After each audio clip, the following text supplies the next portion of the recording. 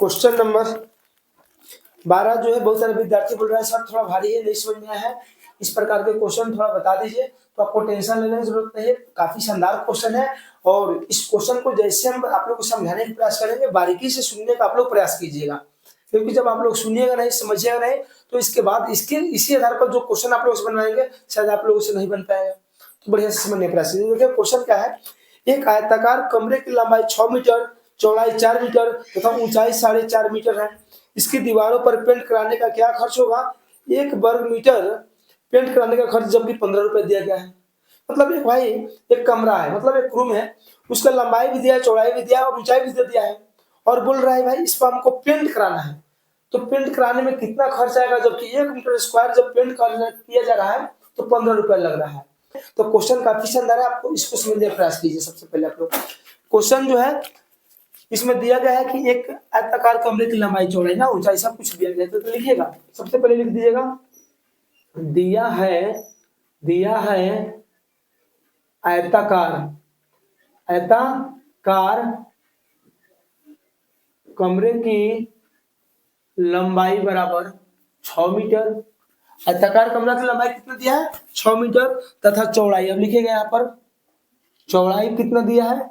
चौड़ाई दे दिया है 5 मीटर, नहीं 4 मीटर है, 4 मीटर चौड़ा है, और ऊंचाई भी इसका दे दिया है, ऊंचाई दे दिया है बाबू 4.5 मीटर, 4.50 मीटर दे दिया है। किसी को दिक्कत?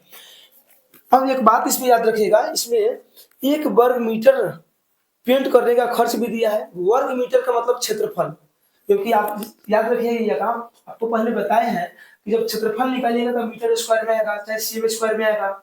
जब इसका जो 1 मीटर स्क्वायर का पेंट करने का खर्च जब 15 रुपए दिया है, इससे आपको स्पष्ट कर देना है, आप लोगों को कर जाना है, आप लोग को इससे स्पष्ट हो जाना चाहिए कि हमको क्या निकालना है, इसका परिमाप नहीं ज्ञात करना है, इसका क्षेत्रफल ज्ञात करना है। तो इस बात को थोड़ा आप लोग समझने का प्रयास कीजिएगा।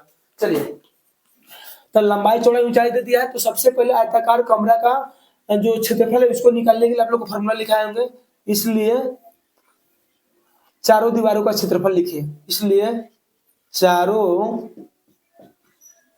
एक घर में कितना कमरा होता है? एक घर में कितना दीवार होता है भाई? एक घर में कितना दीवार होता है? 4 दीवार होता है। तो वही फॉर्मूला है, चारों दीवारों का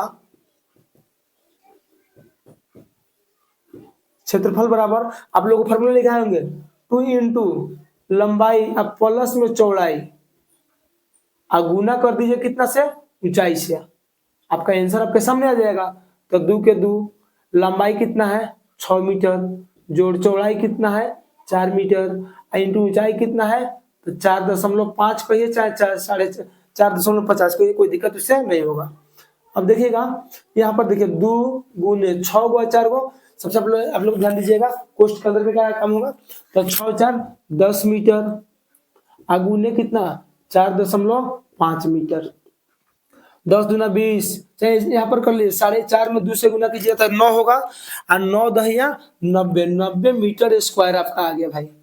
90 मीटर स्क्वायर यहाँ पर आपका आ गया। ठीक है, आपका टोटल क्षेत्रफल होगा कितना? 90 मीटर स्क्वायर।